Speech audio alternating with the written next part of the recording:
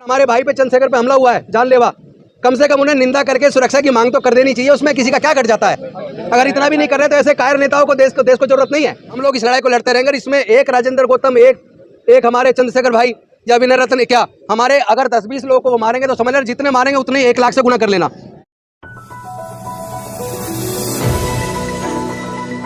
साथियों, आप देख रहे हैं बहुजन दस्तक टीवी। साथियों, भीम आर्मी प्रमुख चंद्रशेखर आज़ाद और आज़ाद समाज पार्टी के अध्यक्ष चंद्रशेखर जी के ऊपर जानलेवा हमला किया गया।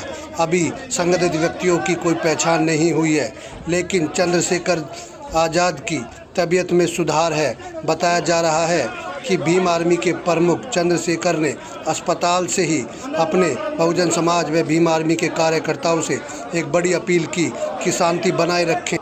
हाँ, मैं आपसे अपील करूंगा सभी साथियों से कि वो शांति बनाए रखें। जो मेरे ये हॉस्पिटल के बाहर हैं और जो कहीं भी हैं, हम अपनी लड़ाई संवैधानिक तरीके से लड़ेंगे। हमारी किसी कोई लड़ाई नहीं है। तो मैं आपसे अपील करूंगा कि आप शांति, मैं ठीक हूँ, बस आपसे अपील कर रहा हूँ कि आप शांति बनाए रखें। मेरी बात को मानिए, मैं आपसे अपील कर रहा हूँ, मेरी रिक्वेस्ट, आप शांति बनाए रखें। यही हाँ, कल एक त्यौहार भी है और देखो सब लोगों को उत्साह है अपने त्यौहार के प्रति। मेरी रिक्वेस्ट है, आप मुझसे प्यार करते हैं, मेरी बात को मानिए, आप बस शांति बनाए रखें। कुदरत का आशीर्वाद है, अभी नहीं मुझे कुछ होने वाला, मैं स्वस्थ।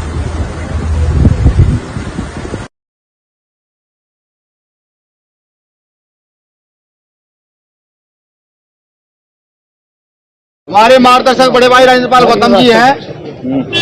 ये नाम कोई छूता नहीं है। इस नाम को सब जानते हैं कि ये नाम क्या है, और ये भी सब जानते हैं कि इन्होंने अपने मंत्री पद को क्यों ठोकर मार दी।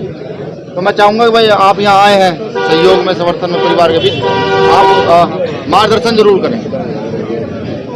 मैं तथागत बुद्ध बाबा साहेब और सभी समाज के महापुरुषों के चरण में कोटि कोटि नमन करते हुए अपने साथियों को सिर्फ एक बात कहना चाहता हूं कि भविष्य में चूंकि हमारी जो एकता बनती जा रही है समाज की, जो लड़ाई समता, स्वतंत्रता, बंधुता और न्याय की जो डॉक्टर बाबा साहेब अम्बेडकर जी ने शुरू की थी और माननीय कांसीराम साहब ने उसको काफी तेज कर दिया, और उसके बाद जो युवा साथी हमारे भाई चंद्रशेखर जी हैं, विनय रत्न जी हैं, आर्य जी हैं, निगम साहब हैं, पुष्पांकर जी, सब लोग जो और आप सब लोग, हम सब लोगों ने जो एकजुटता के साथ पूरे देश के अंदर सामाजिक न्याय की इस लड़ाई को प्रजातांत्रिक तरीके से, हिंसात्मक तरीके से जिस तरीके से मजबूत किया है, इससे जो जातिवादी और विषमता और अन्याय पर आधारित सोच रखने वाले लोग बौखला गए, और ये इस तरह के हमले हो सकता है भविष्य में हमारे ऊपर और भी हो।